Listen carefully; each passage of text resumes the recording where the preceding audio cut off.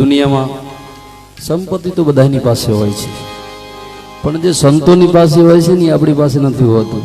એટલે બાવાજીની જોડીમાં જાગીર રે,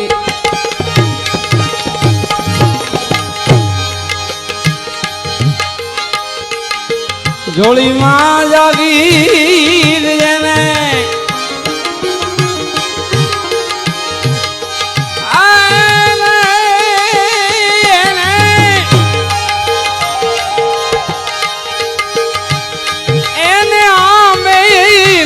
कोई अमीर